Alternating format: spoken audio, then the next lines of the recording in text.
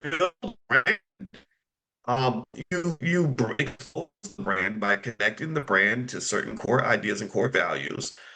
You pour billions of dollars or millions at least into promoting the brand so people know about it, and you monetize the brand. You develop a system, like all that. Sasha Fierce. I bet if I tried to call myself Sasha Fierce and I became famous as the male Sasha Fierce or something, right? I'm the financial version of the Sasha He Fierce or something, right? Like I would get sued by Beyonce because they probably got a trademark on that. Like even Whitley Gilbert, the Jasmine Guy, she can't do the Whitley Gilbert accent in public without the risk of being sued, from what I understand, by Warner Brothers because they put a trademark on her accent.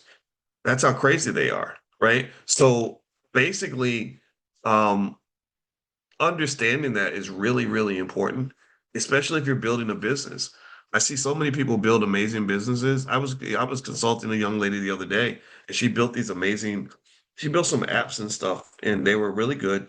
And she built this amazing stuff. And I said, don't fall for the mistake that a lot of people fall for, which is to believe that if I build it, they will come. Like if I build it, people are just going to hear about it, and I'm going to throw it out there on social media, and everybody's going to find it, and I'm going to make money. No, I said, no, no, they're not going to come 9 times out of 10. You got to make them come. You have to pour into the brand. You give life to the brand by marketing, and you have to have a marketing budget. If you do not have a marketing budget for your brand, chances are the brand will not grow. If Beyonce had no marketing budget, her albums would all flop.